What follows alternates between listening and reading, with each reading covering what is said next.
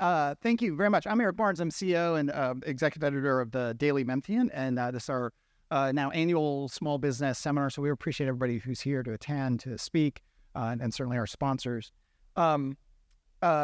We'll go through a little bit of housekeeping up top, and then we'll hear from our sponsors, and then we'll get each of the panelists up here, and then we'll have Q&A and a chance even for y'all to ask questions. So if they don't get to things, make a note in your mind or on your brochure, and then we'll have some wine and cheese in the back afterward. And you also get to talk to sponsors and to whoever else. So thank you all very much. A few bit of housekeeping here. One is the Daily Memphian is coming up on its 5-year anniversary, which is really crazy. Yeah, thank you. So it was September 18th will be 5 years from launch. So about 5 years ago, this time I was out of my mind completely. But so as part of that, we'll start doing some promotion and sort of congratulate ourselves and so on. But we really appreciate all of you who subscribe and read and advertise with us. We couldn't do without you. I should also note we are a nonprofit 501c3 newsroom. Sometimes a lot of people don't know that. We don't play it up probably enough. The only reason we're a nonprofit because it's a terrible business.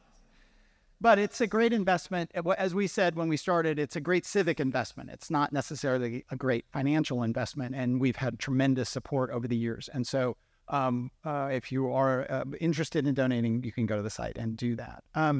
We've got a number of people from Daily Memphian here. Right now, I'm just going to introduce two people. Sophia, one of our reporters, raise your hand there, and you can see her later. She's a new business reporter for us, just a month or two. Oh, yeah, that's great.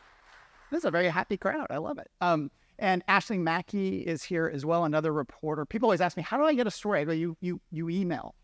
You email and you talk to these people, and they would love to hear from you. So I think both of them will be around as well afterward. And I'll thank a bunch of people on the staff at the end, but Natalie Van Gundy, who was just up here, who produces these events with the help of a whole lot of people. She produces Behind the Headlines over on WKNO, all our podcasts, spot news that we do on WKNO and WYXR. So you'll see her and I trading places quite a bit. I think partly, and especially because this is everybody who's going to speak today is food and drink related in some form or fashion. And it has been a hard week for Daily Memphian. With and those who don't know, is like, why is he crying? I'm not crying. It's the allergies. Jennifer Biggs, our longtime food writer who was there from the very beginning, longtime food writer in Memphis, passed away this week, late last week, and saw some of y'all at her service just the other day. So nothing to say. I can hear Jennifer in my head saying, Eric, don't bring everybody down. But it's hard not to acknowledge it's been a huge, huge blow to all of us on the staff, to all her fans, and all the people who've followed her and read her and loved her. So I won't bring us down, but I did want to say something real quick. We've got more seminars coming up this fall. They're in your brochure. Developing Memphis, it'll focus on a variety of interesting, new, different sort of developments in the past. We've looked at Crosstown. We've looked at projects downtown. The lineup is to be determined, but that's coming up in, I should know this, October 19th right here. And then our commercial real estate review and forecast is coming up at the end of November 30th, again, right here in the Botanic Garden. And then in probably February or March, the date to be announced soon, our Women in Business seminar, which is really, honestly, the best one we do every year. That will be coming up in the first quarter of 2024. So be watching the site for those as we go forward. Now, let me bring up a word from our sponsors. We have a couple of video messages today and a message I'm going to read. And I'm going to talk real slowly because I went to this right as Natalie was in the very back of the room. But we have a video message from Paragon Bank. A number of Paragon Bank folks are here today. Thank you very much for your support, and you can get a chance to meet them afterwards. Memphis, the Bluff City, full of grit and grind, home of the blues, and the birthplace of Paragon Bank. In 2005, a group of friends started Paragon Bank because we wanted to work for a locally owned, employee-focused bank that provided an extremely high level of customer service. Out-of-state banks typically don't know customers and only make decisions based on set criteria. We understand Memphis, we understand Memphis businesses, and we know our customers. We hire experienced bankers who provide a very high level service to our customers. They create loyal relationships that then turns around and provides a great return to our shareholders. Everything we do at Paragon revolves around service. That's service to our employees, service to our customers, and service to our community. We like for our employees to get involved in organizations where they have passion. We provide 40 hours of paid time for all of our employees to work in the community. And then the hope then is that they get very involved with that organization and make impacts on all of our community.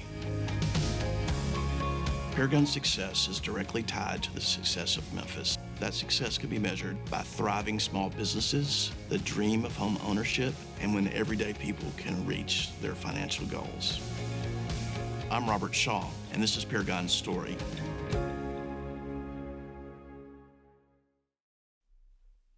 Thank you very much to Paragon. And next is, I'm still calling it Group Benefits LLC, Tim Fennell, who has been a supporter of this from the very beginning, and so we appreciate it. As the folks at Paragon have as well. Alera Group, formerly Group Benefits, is another sponsor. We have another video message. Alera Group, formerly Group Benefits LLC, is introducing a health insurance strategy that will save premium dollars and lower employee out-of-pocket costs. We know the best doctors produce better outcomes, which result in lower cost. Until now, there was no scientific way to determine the highest quality physicians.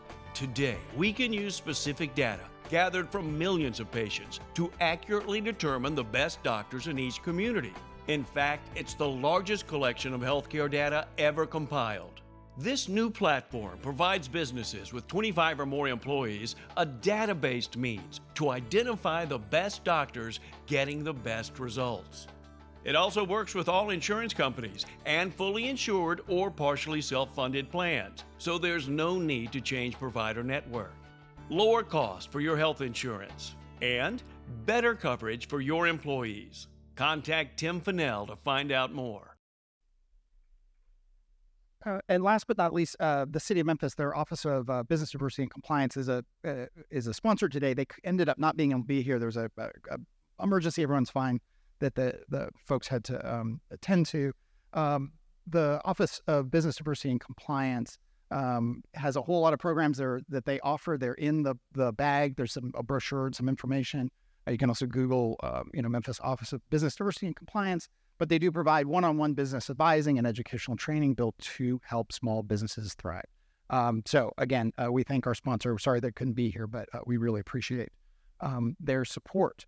First up today is Ed Cabigao, who is founder and CEO of SOB Hospitality. He is co-founder, I should say, and CEO of SOB Hospitality, which owns and operates 4 Memphis restaurant brands. I hope you've been to all of them. SOB, Hen House, Bangkok Alley, and the liquor store. So, Ed, come on up.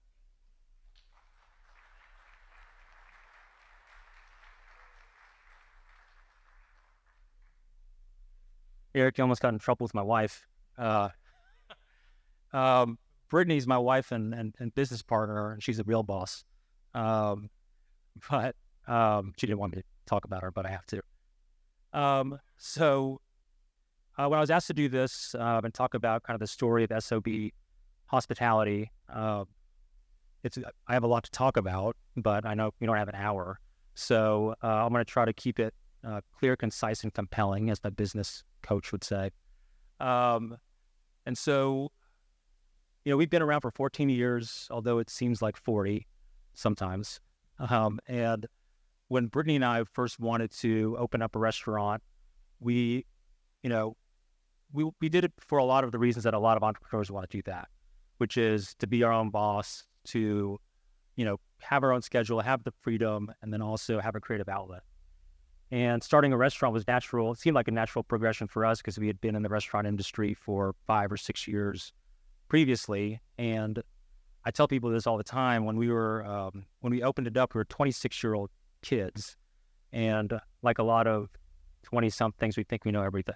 and if you think you don't need any help or whatnot. So, we were pretty confident when we opened it up. We thought all we had to do was find a chef, create a menu, open the doors, and we'd be rolling in the dough.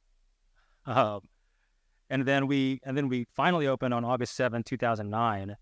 And after spending 20 plus hours in that restaurant after opening day, it was pretty clear that we knew absolutely nothing about the restaurant industry. We were so naive. We had no idea that we had to pay our sales and liquor tax every single month for the first 6 months. And so we thought we were rolling in the dough until the tax man came. And then we figured out we had to make a budget. And so, to be honest, those first few years were really rough. They were really, really tough. And it was nothing but the school of hard knocks. And so I think, looking back, I think the reason why we never thought about closing or throwing in the towel was because we, Brittany and I are just determined people in general, but also we were very humbled by that first experience of opening the restaurant and not knowing what we didn't know. And we wanted to learn. We were curious, and we wanted to figure out why we weren't as successful as we thought we could be. And so, we learned things like, we should probably have a company handbook, or we should probably, have some standard operating procedures or some key metrics, or, how about some monthly P&Ls? What are P&Ls? I don't know, but we'll figure it out. And so, after those first few years and just trying to figure things out, the next few years were honestly really great. We were sales were increasing every single year, profit margin. We actually saw a profit, and it was actually growing, which was nice. But we were still missing kind of that key element for why we wanted to be in business in the first place.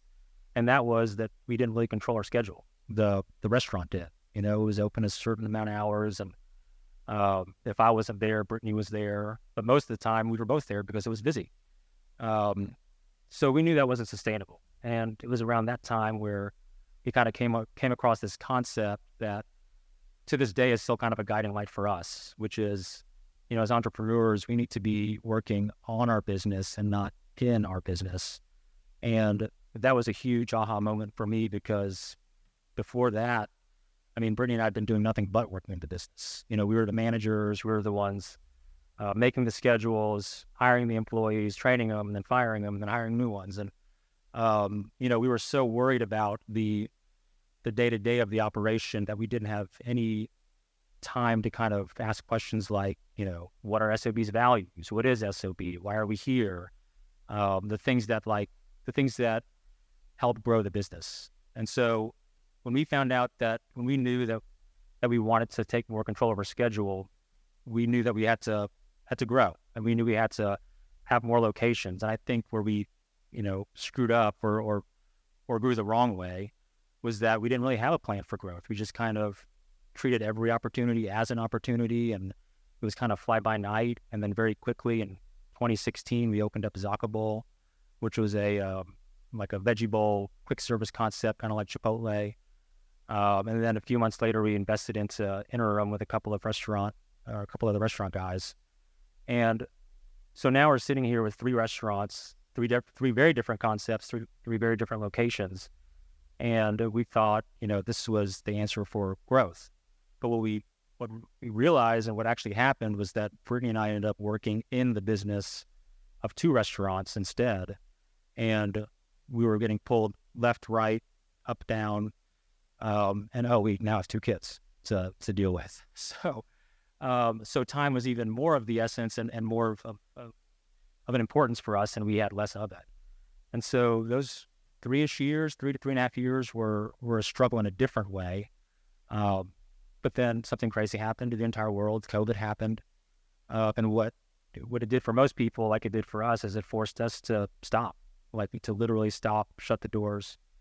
And so when we had to do that, Brittany and I took that opportunity to take a step back, take stock of what we had done and what we had been successful at and what we had not been successful at. And it made us realize that we needed to accept failure and accept that some things just weren't meant to be.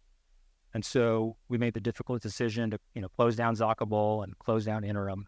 and actually focus on the one business that was successful from the very beginning, which was SOB. And so we knew we still needed to grow, but this time, in a first effort to do it the right way, we were going to do something that we were familiar with. And that's why we decided to open up SOB East in the old interim spot in September of 2020. And when we opened that, things went really well. We've been successful ever since in that location.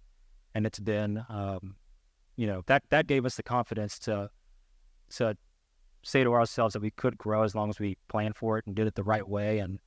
And I think what we did next was something that I think a lot of people would not advise someone to do, but we actually put the cart before the horse this time, and we actually hired ahead of our growth.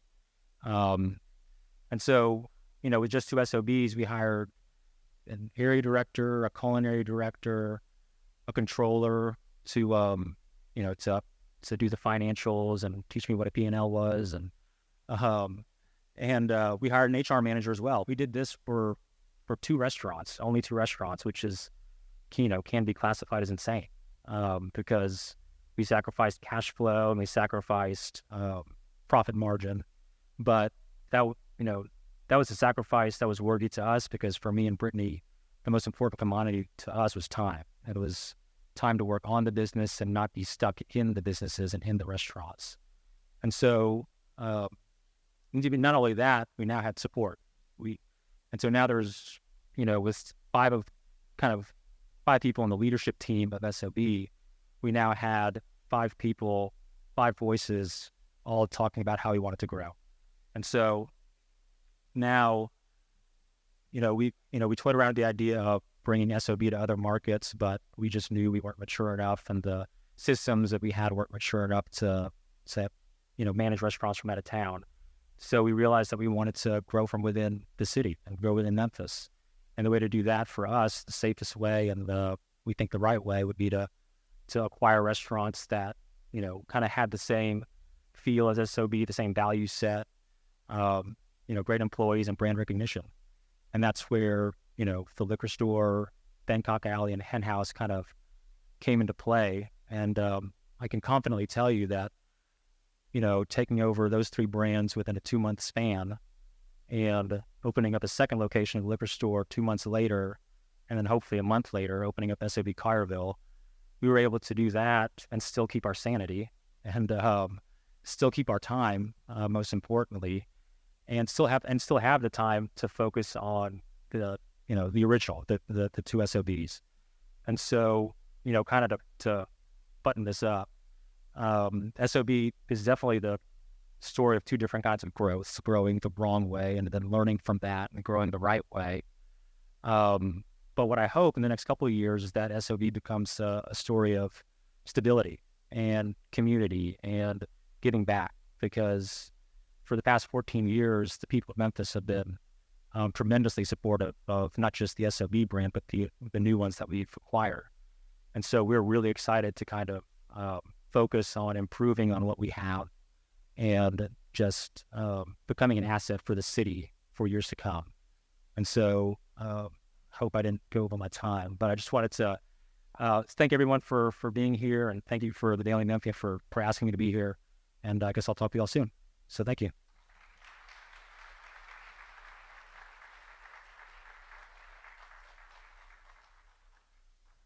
We've done this a long time, 5 years Daily Memphian, and back at the old Daily News, we did a version of this probably 5 years. No one has ever hit their time and not had notes quite like Ed just did there. So I don't want to raise the bar on the next speakers. It's okay. It's just, I probably should have just said that, but it's still, I was like, dang, he just wrapped it up. That was amazing.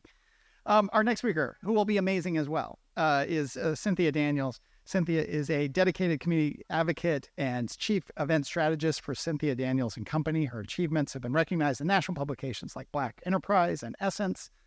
By the way, we have to talk later. I used to work at Essence. It's true. I did. In 2016, she launched Memphis Black Restaurant Week, which has now expanded to multiple cities across the country. So Cynthia Daniels.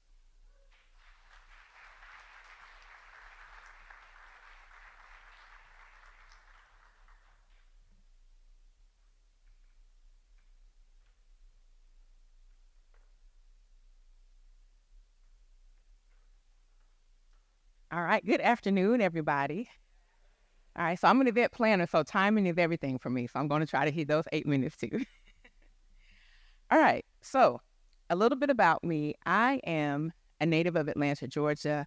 I have been a full-time entrepreneur for 6 years, and Memphis turned me into an entrepreneur. So of course you have your bites against the presentation, but I moved to Memphis with an HR background in 2009. My plan was to be here for 2 years. This is year 14 for me. So I tell a lot of people, Memphis really truly does inspire you to be greater than what you are. So again, just a little bit about me. I've been operating a large-scale event planning company. Right now I have 13 signature events. My largest one, the one that got me national attention, was Memphis Black Restaurant Week. We have brought in $2.5 million to Black restaurants over the past 8 years.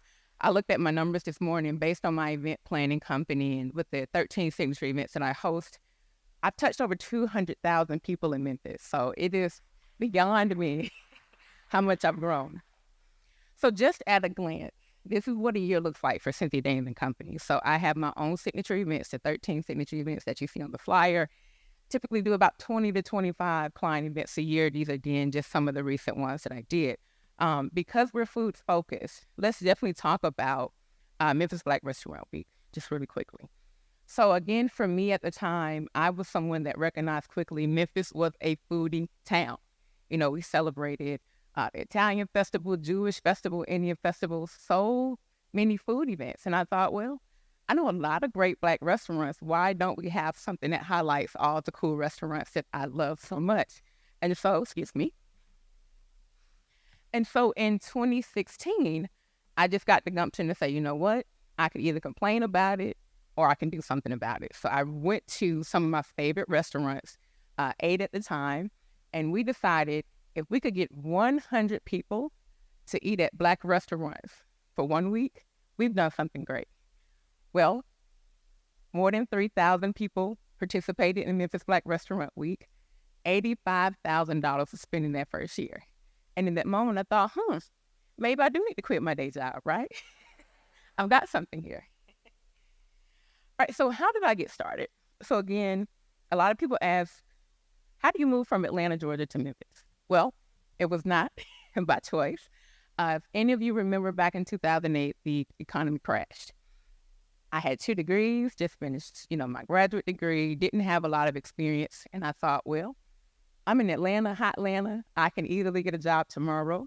That one day turned into 1 month. 1 month turned into 12 months. And I said, okay, what do I do now? And I looked at different cities in the South and I said, well, you've got Memphis right next door. You've got FedEx, International Paper. Clearly, someone will hire me in human resources. Moved to Memphis, found a job in 2 weeks. So I said, okay, I'll stay here 2 years. Then I head home. But what I really realized quickly, is that I didn't know a lot of people in Memphis. So I really just started volunteering, Habitat for Humanity. I really just trying to get connected with other like-minded people in the city. 2010, I said, okay, I'm looking for more Black professionals. So where can I find them? I literally look up Black professional organizations in Memphis, and I find Memphis Urban Young Professionals in 2010. Got quickly involved with them very much on the board. Became the Civic Engagement and Community Service Chair. And again, as a young professional at that time, I said, well, right now, we're meeting at the headquarters on Cleveland Avenue. Again, this is, 13 years ago, so it was nothing there. Got a lot of punch and cookies after the meetings, and I thought, you know what? We could do more. So I decided to come up with a whole new structure. I went to the president at the time, and I said, what if we decide to go to the newer, more trendier parts of town? What if we create a happy hour right after? Again, not knowing I'm an event planner by no means, but created this new structure. I ended up tripling the membership because now everywhere I go, I'm recruiting people, I'm on LinkedIn. So we go from about, a small unknown organization in 2012, maybe about 100 members to now 300. So fast forward, I become the president of the organization. I'm inspired by all the chapters around the country. I create an empowerment conference and mixology in 2013. So I'm enjoying creating all these fun things. Again, not knowing I'm an event planner, I'm thinking it's strictly because I'm in the Urban League and I love creating cool things in the organization. But 2014, I felt the need, and again, I haven't told you guys either, I'm an introvert. So, and still to this day, excuse me. So I'm literally in front of people, but it's really truly not my personality. And so everybody knows my name, and I don't like that. So I launched Connecting 901 in 2014. So this was me thinking, okay, I want to do more events outside of the Urban League, but it doesn't have to be about me. So I launched 2 signature events. One was called the Black CEO Series. So my guests were, had J.W. Gibson, Beverly Robertson, Ekundayo Bandeli, just really having intimate conversations with young professionals. And then I also had a Black Chef Series. Again, I love food. And I knew a lot of up-and-coming chefs in Memphis, so we would have really cool, intimate dinners. And it just, again, really went off without a hitch. And again, for me, events became passion projects.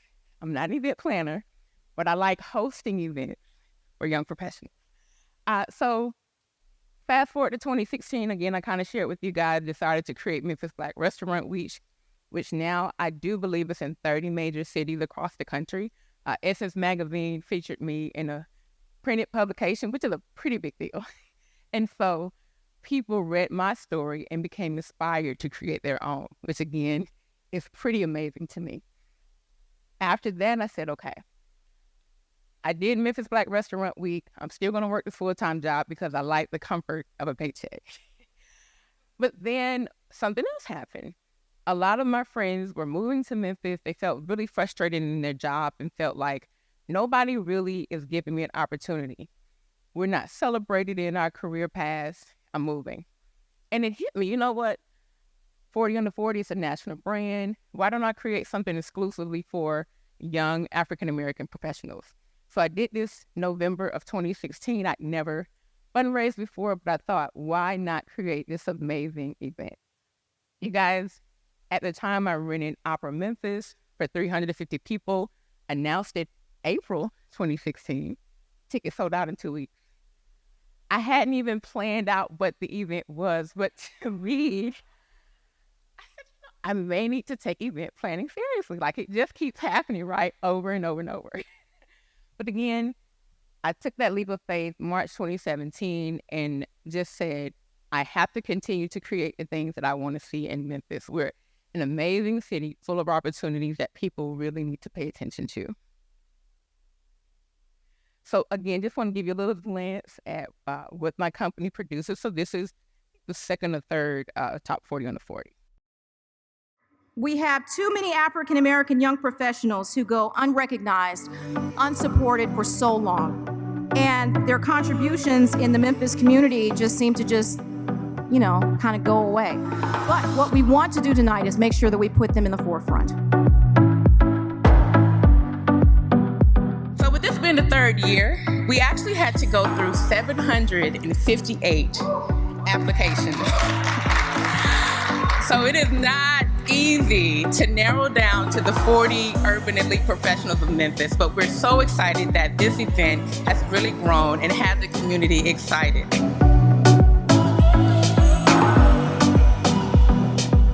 We work really hard, my colleagues here on the front 2 tables at First Tennessee, many in HR, we work hard every day to make sure those conversations are positive.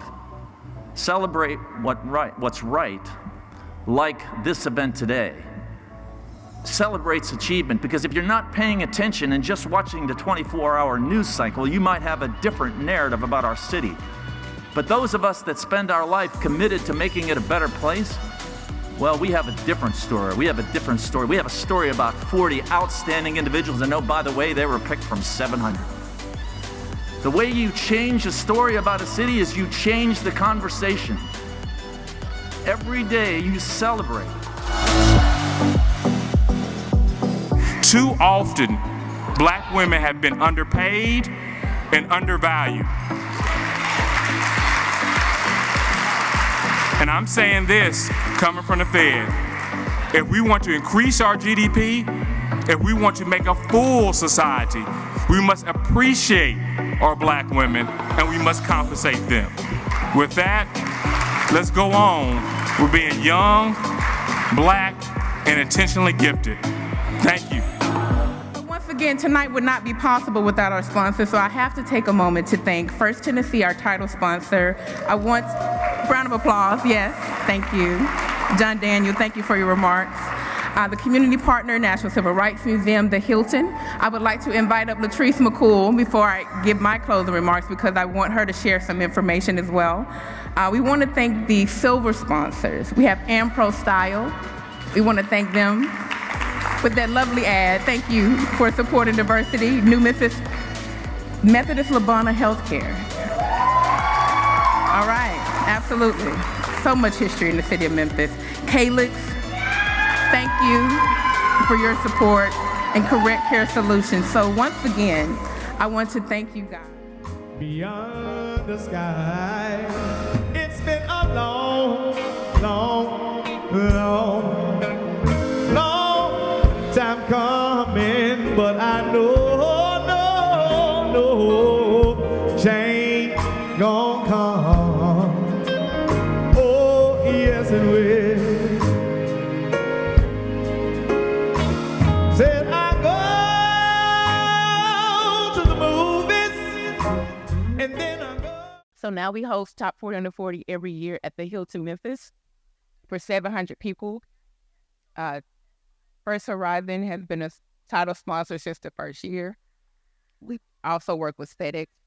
And again, to date, we have recognized 240 individuals. A lot of people end up getting promotions right after being honored for 40 Under 40. So it's kind of a full circle moment, knowing that's why I created it, for people to just be celebrated. So thank you for your time. I hope you have some questions later.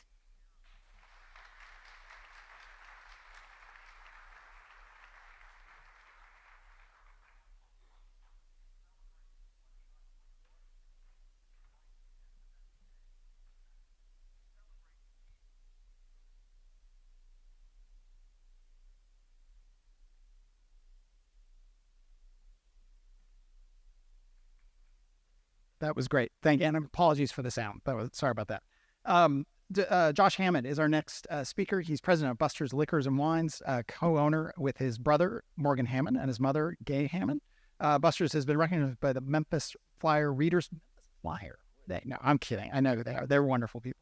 Just a joke. As the best liquor store in Memphis every year since 1993, they are set to open a second location in East Memphis later this year, and there as well as the Buster's Butcher and Magic Light Wand Company. So thank you, Josh.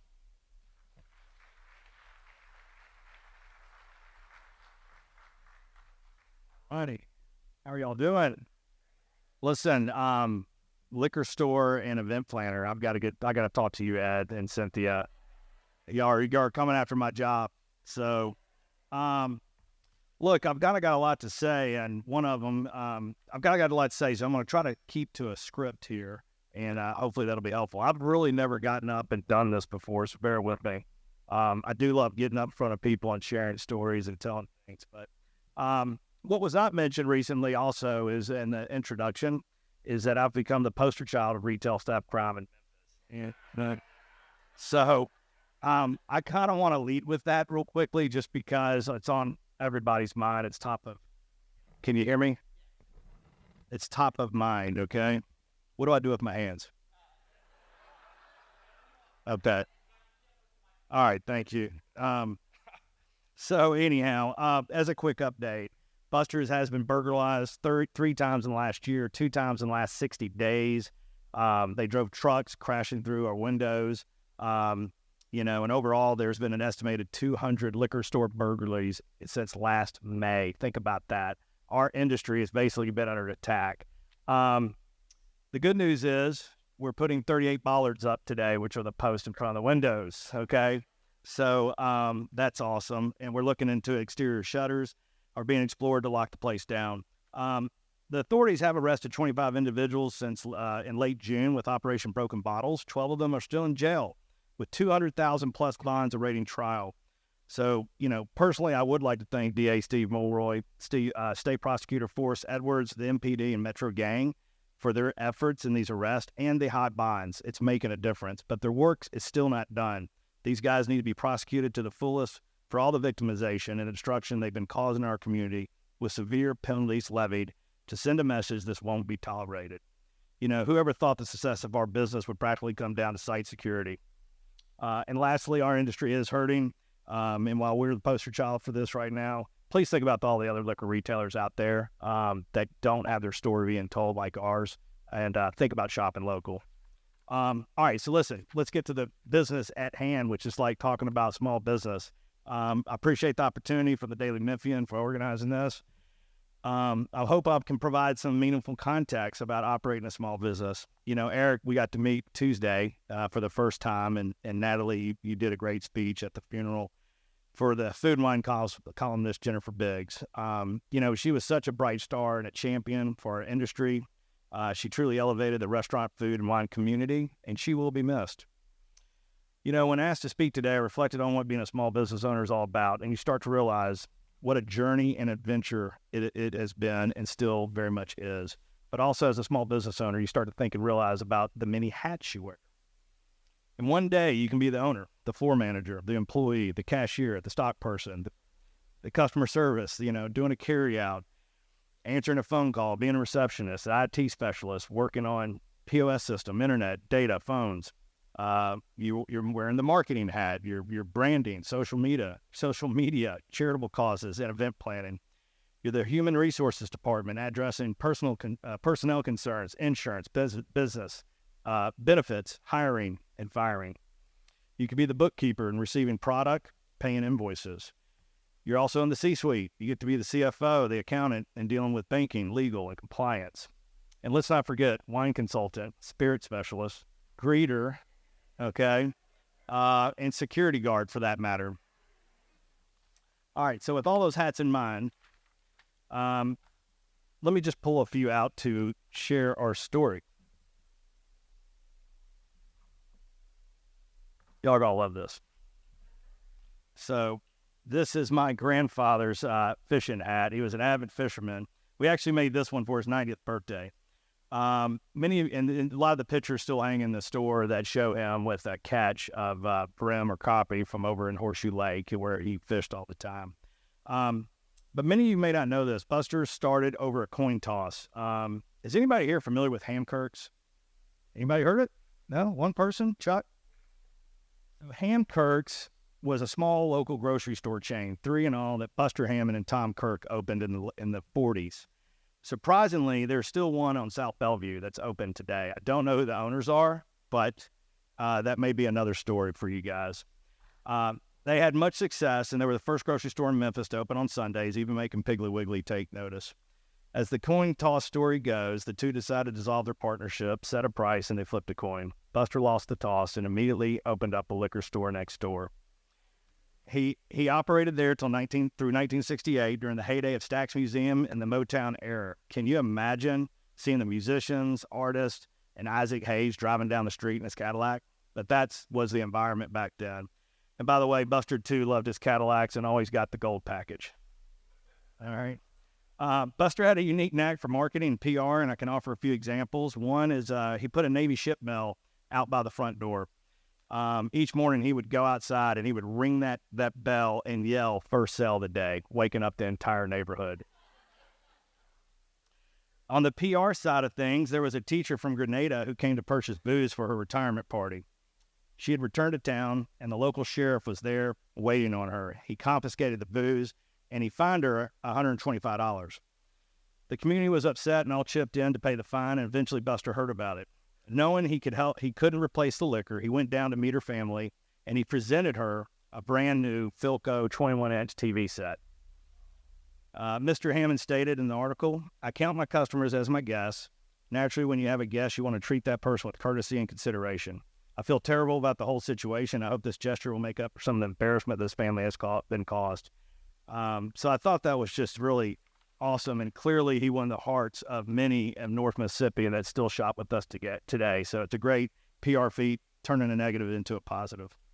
Buster had a lot of quips and sayings and rhymes. Some of them made sense, some of them didn't. What's the score? 4-4 in favor of Baltimore. Don't you see the scoreboard?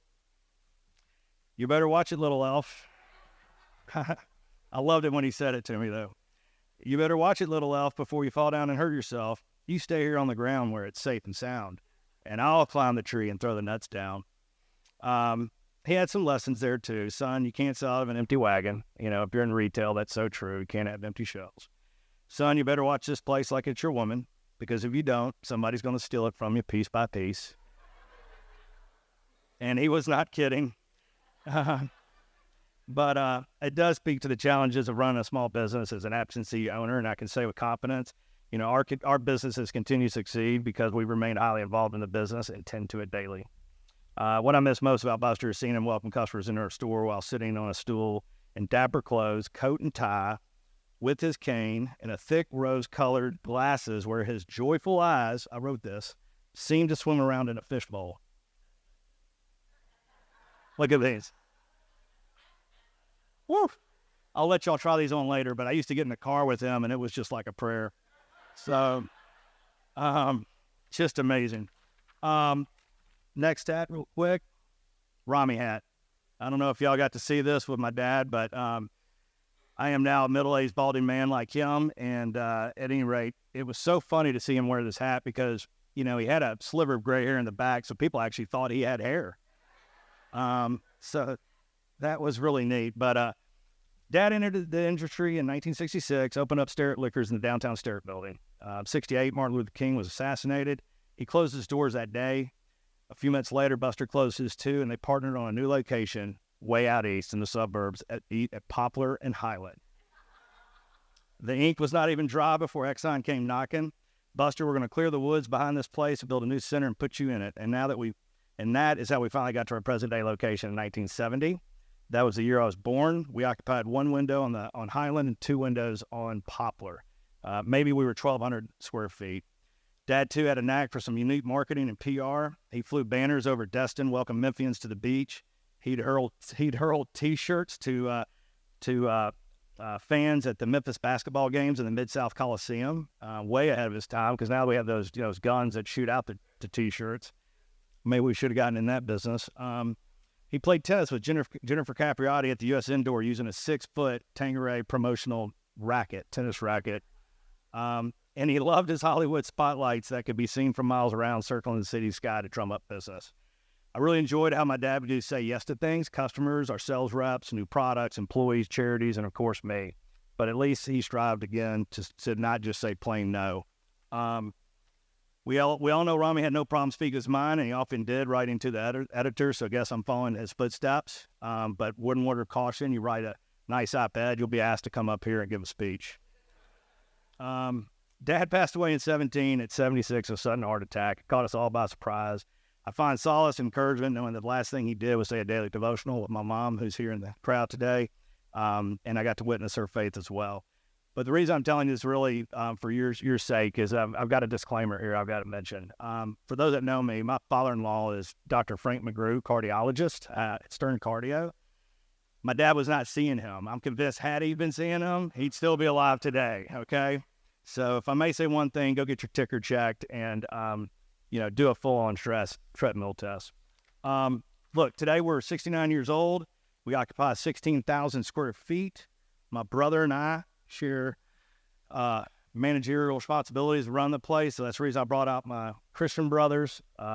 This would be the baseball hat when I managed the team. And when I was a freshman, that was pretty awesome. It's an old hat. But, so my mom is the tiebreaker, and yet we, as far as decision-making is concerned, but we haven't had to force her to make a decision like that. We just welcomed our fourth generation of Hammonds into the business with the addition of my brother's son, Bear. This is really an incredible accomplishment when you think about it. We're moving into the fourth generation because I think we know the adage. First generation builds it, second generation grows it, the third generation destroys it. So this is a big year for us, so let's hope that doesn't happen. I like how my brother puts it. Buster built the road, Dad turned it into a highway, and we've been able to turn it into a 10-lane expressway. But we really have enjoyed hearing customers say to us over the years, my grandparents have shopped with you, my parents shop with you, and I'm going to shop with you. I mean, if that's not generational, I don't know what is. So that's pretty cool. So on that note, what will the fourth generation do? Well, like I said, we're opening up another Buster's, and we'll get into that more. And I think everybody understands a little bit about what we're doing and what we're all about. For the sake of time, I'll move to the next thing, which is the butcher shop. We just opened on Friday of this last week. And the fanfare has been incredible. It's a full-service meat and cheese shop with beef, pork, other meats, cheeses, prepared food, charcuterie, and most importantly, staff with knowledgeable and experienced butchers. Big shout out to Brad, Mitchell, and Lindsay with their planning and their efforts. I mean, we literally could not have done this without them. Morgan and I don't know anything about the meat business. So this has been a great opportunity for us and a great fit for what we're doing. Oh, did I pull out that hat? No. So the meat hat. Sorry. I got this as a gift just last year, and I had no idea how appropriate it would be. And I love it. I really do. And interestingly enough, though, it is Central Barbecue. And so we love Central Barbecue, and a shout out to them. All right. So lastly, I'm going to say this hat, the Magic Light Wand. Who's all familiar with Magic Light Wand here? So I didn't bring a wand today, but this is a Christmas concept. And so we got the hat to kind of signify that. But my mom kind of came up with this as a way to entertain her nephews. And she had a wand in the house, and she would give it to them, telling them to light the Christmas tree all along. She had the on-off button in her pocket. Well, this was in 2009 or 10 when I saw it, and I was really invigorated by it. And we researched it and went to China several times. We've had a manufacturer. We sold a couple 100,000 of these. We discontinued it for a time being, and we ran out in 19. But then we also ran into Trump tariffs, and we ran into COVID, clearly, and global supply chain issues. So we are looking to kind of resurrect this. And if anybody's got any ideas, let me know. Because next year is really important for, I think, this product possibly.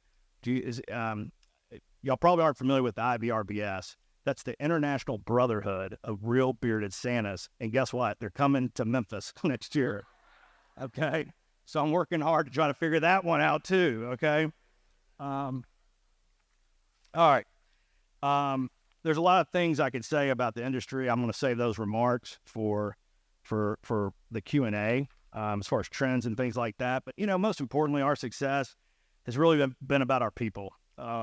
Welcoming environment, the folks that truly care and provide effort. They are our biggest asset in the business, as anybody can really sell booze. And for that reason, I'd like to do a shout out to our top brass who will be watching this. So Bill, Patty, John, Catherine, the rest of the team, thank you for all you do. You really allow me to get up here. Lastly, owning a small business really is about wearing a lot of hats, but also it's about taking calculated risk. And we clearly are doing that this year. My father used to always say to me, why do you want to open another shop? It will be demanding, challenging, risky, and your time is important. And I couldn't agree with him more. If he were here today, I'd probably respond, Dad, it's just my nature. That was something he actually said to me often. But, I think it finally hit me as I sat at the funeral on Tuesday.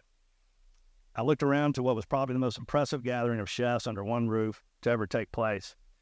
And I think about all the risks they've taken and the small business-minded folks here and the great establishments they provide for us to enjoy. But also there were cooks and waiters and people they employed. So I like to think not only doing this for our brand, our family, and our customers, but clearly it's a good thing to create opportunities for others in the community as well. So thank you for your time. We'll start doing questions. So and then we'll talk until we don't need to talk anymore. I think for all of you, and maybe not Cynthia, but working with family. We had years ago the folks from Eclectic Eye who happen to be friends of mine, Robbie and Michael Weinberg. And Robbie, I think it was Women in Business, spoke, and they're a married couple running Eclectic Eye, running now Paradox. And Robbie's very funny about it, but they are, I think, 30 years married now. I mean, and I say this in part, my family, I grew up in a small business, my mom and stepdad for 30 something years. I thought it was normal to constantly be boom bust, talk about the business nonstop, work at the business after school and weekends and when you were home from college and when your friends were doing really fun things.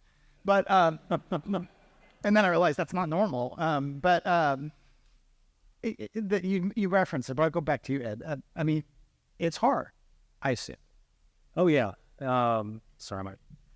Yeah, I mean, it's definitely tough for sure. I think the what's made it so successful for me and Brittany is that we're complete opposites when it comes to business, which is actually a good thing. I'm more of kind of, I guess, the pie in the sky, visionary, 30,000 foot view, let's do everything. And she's the opposite. She's a lot more conservative, a lot more hands-on, and a lot more pragmatic about things. And because we recognize that in each other, that's helped a lot in terms of being able to work together, see each other every day, 24 hours a day, not much of a break. But yeah, we just have different perspectives, which really helps for us, for sure. And same with Josh, your brother. You mentioned it, Sam, your mom who's here. I mean, are you the older brother or younger brother? I'm the younger. You're the younger. Taller, though, I think, by an inch. Yeah. I'm a younger brother. Yeah. My brother's one of my best friends. We would not. No, You've done it. we have, and I think to Ed's points that we personality-wise, we are different. Morgan, though, and I have enough commonalities and core values that I think we still guide the business down in the right direction. Doesn't mean we don't have our moments.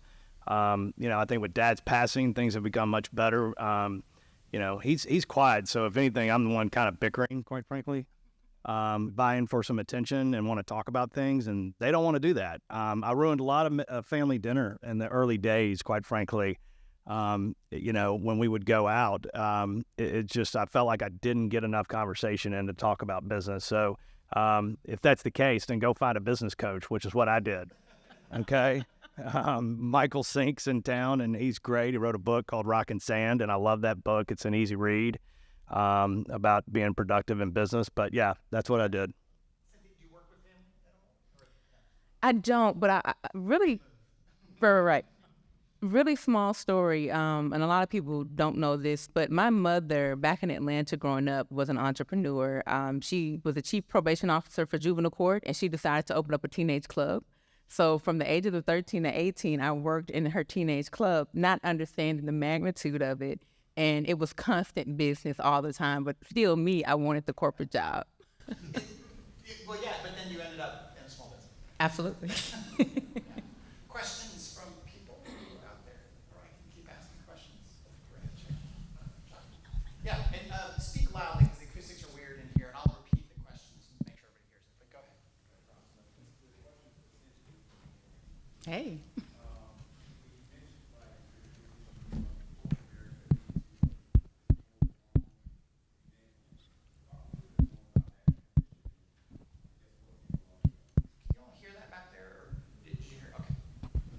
So you basically talk about my transition from corporate to full-time entrepreneurship. It was a challenge. You go from a very structured company to now 100% of the ownership is you. So I think that it felt great, like the first 30 days, like, oh my God, I'm my own boss. I can wake up when I want to, have meetings when I want to, but very quickly I learned that I needed to create some type of structure. So I think the first thing was understanding how to organize my day, understanding I already had a brand and followers out there, so I had clients coming to me, but I didn't really know what to charge. It's different when you're doing something for yourself versus, okay, now I'm really making money and making a living from this. Understanding staffing. That first year, Cynthia Danes and Company, I was the and company, right? I had everything. I was wearing all the hats. I can't remember who said that in there. I wore all the hats. So then understanding, well, how much more do I need to make so I can really have the right amount of staffing? But just really honing down on that business plan, honing down on, how much revenue I needed to make to sustain my business, and then eventually how to grow it. You're welcome. You worked not necessarily corporate America, but you worked in bigger, but you worked in bigger restaurants, right? Yeah. Certainly you weren't the owner. No, well, Brittany and I, we actually met when we were servers at P.F. Chang's back in 2006. So it's a huge company. Oh yeah, it's a huge company, and we, we moved up the ranks there from servers to bartenders and key employees. And what we learned there was a lot of structure and a lot of systems that we didn't take with us at first, but eventually did. Did you go right in the family business out of college? I did. Excuse me, we get to share. Okay. I did. I returned from college and looked at my dad and said, hey, I've got to tell you something. I've attended my last class and turned in my last paper and taken my last test. And he goes, son, that's great. What are you going to do with yourself? And I was like, well, I thought we'd go in the den and have a beer and talk about it, but he wanted to know right then and there. So I said, well, I'm going to take a little bit of Buster's, graduation gift money and go out to Colorado, take a little vacation and find myself. And he says, son, that's not half bad. Can I tell you something? I was like, yeah, what's that? And he goes, you've been on vacation for 5 freaking years. So he goes, you can find your ass at the store at 8 o'clock in the morning. Excuse my language. But I was like, Dad, that's Saturday. And so he did give me till Monday, and that was 30 years ago. So that's really how it went down. Questions? Other questions? Right there. Yeah. And again, speak loudly. Just so Starting out, how did you handle rejection? How did you handle your no's? And are you getting any no's now? For everybody. You never got a no? Oh, a no, a rejection? I mean, I was like, I don't know what she's talking about. I was like, that doesn't make any sense. I guess if you get a no and it doesn't work, move on. I mean, right? Okay, so I think from my perspective, talking to sponsors, obviously sponsors like hard data, they want to see the return on investment, how they get their brand in front of new people, and I'm selling them dreams. Well, this is what this event would look like. It's never been done before. And I got a lot of no's, but I think when you bet on yourself, you just have to keep going, because if you stop and wallow in that, then you're gonna go back to corporate. You don't get anything done. So for me, the no's just kind of made me stronger, and I would analyze, okay, they said no, what else can I change the next time to get that yes? Gosh, from my perspective, I feel like a form of a no, at least in my industry, is kind of like getting that bad review, or getting that, getting a bad review. And I think the old me and the old Brittany might have taken bad reviews personally, and maybe even deflected a little bit. But I know that now that whenever we do get those bad reviews, there's a lot of constructive criticism in there. There's a lot of ways for improvement that we need to kind of internally take and internally, or I guess, talk to our employees and kind of learn from them. And so that's kind of how we've handled our no's, I guess. Yeah, in the back. Yes, so this is to the entire panel. How did your failures help fuel your future? So, I mean, we failed a lot, that's for sure. And I think the key is learning from them, learning that they're trying to dissect why you failed, and hindsight is 20/20, but there are a lot of things you can take from not being successful, whether it was the wrong location or the wrong way to deliver a product, or I think the best thing to do is, in turning that failure into success, is to make sure just not stop, and it's just to keep going, and to alter what you've been doing, and learn from that failure. So for me, I can say, in the beginning of my company, I hired everybody. Year 1 was just me. So year 2 and 3, it was able-bodied people. You want to work this event, you can put in this amount of hours, but even coming from an HR background, I wasn't really taking the time to get to know my employees and invest in them with training. It was, I need you to work this many hours in these events. And so because of that, I failed at preparing people. I failed at understanding my mission, my branding, what my employees said and represented when they met the public.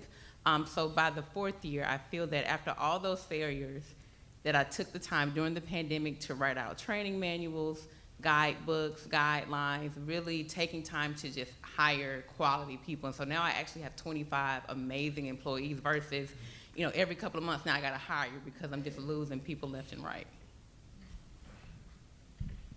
Yeah, I just want to echo those sentiments. I mean, when you have failure, you just kind of learn from it. And, I think there's some people that are afraid of failure, and they don't do anything. So, I mean, like, you just kind of got to go do it and then figure out what went wrong and fix it. And there's always going to be something else to fix after that. And just even when you finally get to a point of success, there's going to be some other demand. But, yeah, I think failures kind of help you shape what you're doing at the end of the day. Question over there. What you talked about hiring. All three of you are in businesses that are notoriously difficult to hire, right? I mean, it's just, food service, events, the retail. You talked about it some. Let's do the restaurant thing. I mean, and especially coming off COVID. COVID was one of the front lines of the business impact and also kind of a quasi-social impact. Right. And then everybody talks about coming back from COVID and how hard it's been in the restaurant industry to hire. Yeah, for us coming out of COVID, I feel like hiring back for us was difficult. I don't think it was as difficult for us for other restaurants. And to be honest, I feel like the reason it wasn't that difficult for us was, we paid our employees and we were nice. We created a nice culture for our employees. So paid them. Right. I read an article, a while ago, by a restaurant guy, and the headline was, there is no hiring crisis if you just pay your people. And I think that's the sentiment I took from it, and that's what we do. And it's not as simple as I'm saying, because it is a business decision, and there are a lot of things to think about. But again, back to what I was talking earlier. For us, the most important thing for us is time, and I think finding employees that fit your culture. You want to just keep them there as long as you can. And so yeah, luckily, knock on wood, we haven't had too much trouble. And you can tell, I go to SOB downtown a bunch, and you do have great people, and you can tell restaurants in town that have people who they've been there a long time. Beauty shop is like a restaurant we go to. My girlfriend and I go to constantly, and some of those folks have been there forever, and it's part of the success of that place. So, but hiring, retail, you've got, I assume, a fair amount of part-time people. Oh. It's just. We have a lot of turnover at our business, but we have a lot of seasonality to our business too. So we've got folks that come and go during the summer, people that come back for the holidays. But thankfully, I don't do the hiring, actually. When I did, it was a disaster, quite frankly. I just love to give people a job and feel like if they want one, they'll work. But thankfully, Catherine, who handles that for us now, does such a better job of that, kind of doing some screening. But yeah, we did have a little bit of a hiring crisis over the last 2 years. And we've learned a lot from it. They were basically interviewing us for a period of time. And, there were challenges with pay rates going up. And so we were literally, before COVID started, we were paying around $11 just for the entry standard employee. That's now $15 plus tips. And so that's made a big impact to our bottom line. But it's been a healthy exercise, and I'm glad we can do it. Yeah. Cynthia, you talked about some of this, but you said 25 employees now? Yes. Is that 25 full-time? They're part-time. Part-time. Mm-hmm. Part-time. Here in Memphis and other.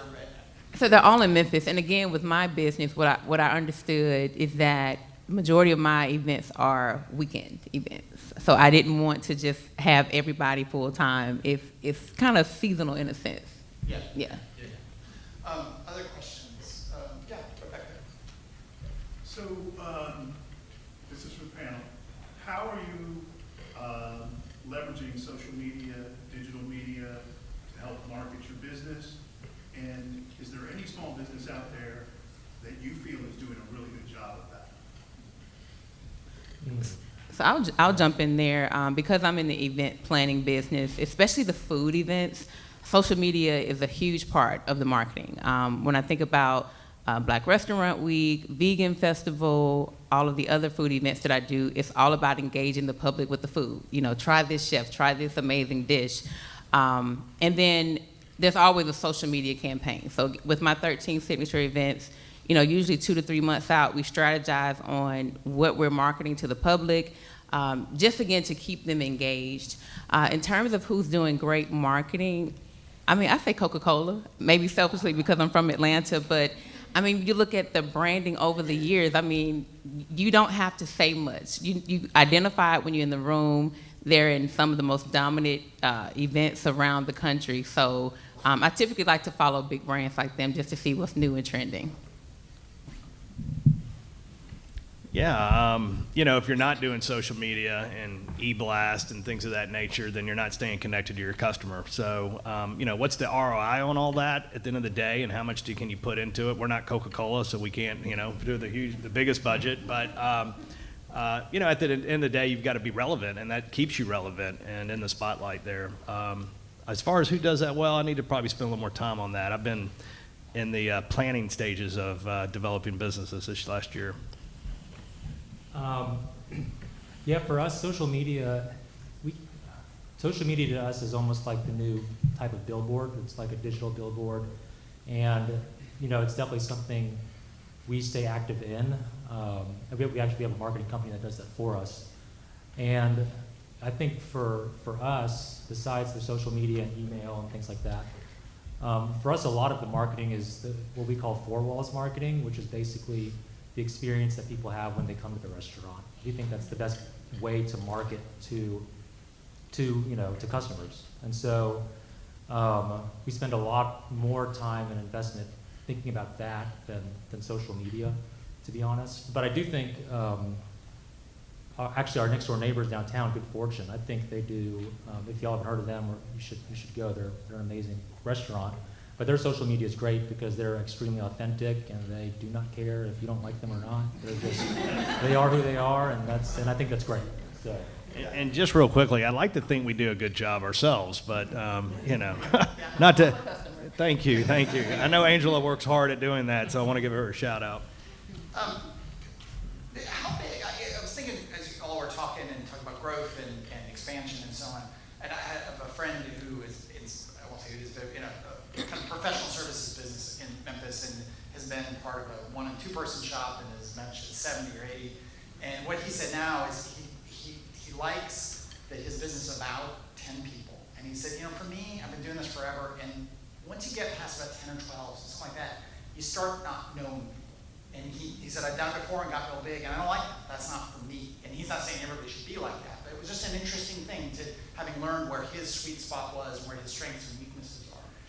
Do you, maybe Cynthia, do you worry, for all of you, worrying about how big is too big, or is that you just sort of follow the road and you'll get as big as you need to? No, I believe in growth. I think for me, I thought I was happy with 1 or 2 events, but now being at 13, I still see more. Even with having 25 part-time employees, I know that I needed assistance on the administrative part, project managers. I want to create space for that lane because I don't want to meet with every client. If I'm working in the business, right, if I'm doing that. So I do want to grow, and I'm going in different markets. So Huntsville, Dallas, and Atlanta, I do need to start hiring people in other cities. So I want to say as personable as I can, but it's also about making sure I don't burn myself out. And you have to grow. Yeah. Growth for y'all, you talked about the new. One side note, there was a point in time when liquor stores in Tennessee could only have one location, right? True. Did that change with wine and grocery stores? That did. Part of the bargain? Yeah, that did. In 2014, that changed, and we were now able to do 2 licenses. And at that time, we decided to. So we are limited to 2 licenses, and we decided at that time to expand our store, and we embraced the changes, and I'm glad we did it. And we learned a lot in the process, and that's really kind of what catapulted us into doing the second location as well. You mentioned the butcher shop, but yes. What was that? Just sort of, hey, we only can do 1 more liquor store. So if we're going to grow, it's going to have to be sort of an affinity. It is. The light one isn't really an affinity with getting drunk, but. Well, it's on my business card. I got 2 ways to get you lit.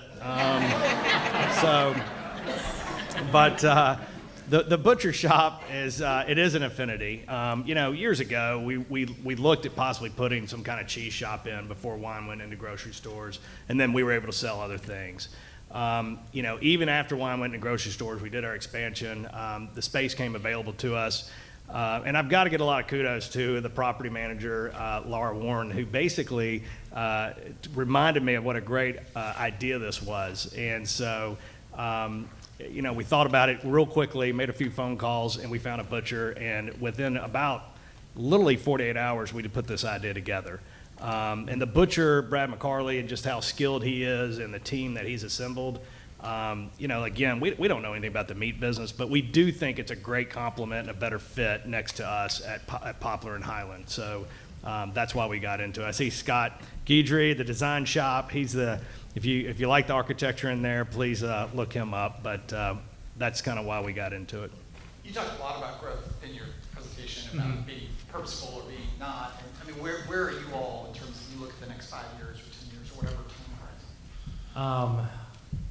If you ask me, it's a different answer than if you ask Brittany. We're getting another mic. Right?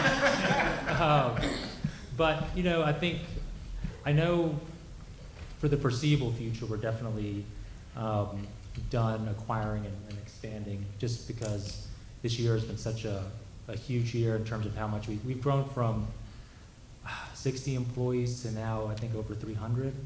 And so, yeah, it is a lot. And actually, that last question you asked, that's a challenge for us too, because just last year we knew all of our employees. 50, 60 employees between the two SOBs. Now it's a challenge to do that. And so, we're going through that phase right now of growth and trying to stabilize and be more more of like a legacy brand, so that we can figure out ways to get to know everyone and also keep that kind of local culture that we've grown for. Yeah. Other questions? We'll wrap. Oh, right here. Sorry, I'm sorry, I missed. Hi, my name is Cynthia, and this question is for the entire panel. I think Josh seems like he kind of has a business community with having a family business, and then you have Brittany. But my question is, how important was it, and how did you create or find a community to surround yourself with? You have employees who were the people in one sector, how did you put that together in order to scale the business and I will badly repeat that. Is how do you find a community of people, like-minded people, politically, professionally, etc., in your business? I think a lot of that comes with, just being in the business and, just through time and meeting a bunch of people. Because besides the employees, there are a ton of people who help us in our success, and it's our vendors, bankers, parents, and so I think a lot of that is just paying attention to everybody that you come in contact with, whether it's for business or not, and understanding that even if we've got a lot of things going on, these people deserve the time of day as well, to listen to them and to entertain what they might be talking about, and you never know what can happen with connections. So I think maybe just paying attention is probably the best thing to do. Yeah, so for me, I would say kind of twofold. So on one side, I have a community full of just other entrepreneurs. We all kind of started around the same time, so we would call each other late at night with all these crazy problems. How do you solve this, this, and this? But I also deal with a lot of small businesses. I do a lot of different festivals, so that means I'm working with different vendors that are selling products. And that's a community within itself as well, to make sure I'm creating those platforms to support them, trying to stay engaged, find out, what type of audiences they're looking for, what problems are they running into, if they need grants, funding, how can I continue to help them thrive? So I make sure I'm trying to tap into kind of both sides. Thank you. Man, my goodness, when you think about the community at large and who we've dealt with over the years, it's just enormous, from suppliers and people around town and our customer base. I can't tell you how many people have reached out and said, I want to sit on top of your roof and wait on those burglars to come back. And I'm like, okay. I think you want to say no. Yeah, so I'm not a lawyer. How much do you cost? So it's no, I mean, it's nice. I mean, I like to think we give back a lot too. And we tried again, take my dad's message of saying yes, there's always some way to work with a charity. If you can't do something 100% in kind, can you give them a deal? Can you give them some insights and some consultation on their party? But yeah, I mean, we've built into the community for a long time now. So I guess it's really it feels second nature to us. I mean, we really know so many folks in this town, so that's a blessing that we have. All right, we're going to wrap up here and get a drink and ask that as we get up, we'll let everybody try to make their way back there too, if you can. I want to thank Paragon Bank. I want to thank Alera Group. I want to thank the City of Memphis Office of Business and Diversity Compliance. And I want to thank Natalie and Mamo and Barbara Reddy, Janice, Carrie, Michelle, Heather, Jen, and I know I left somebody out. I apologize. But thank you very much. Please give a hand to our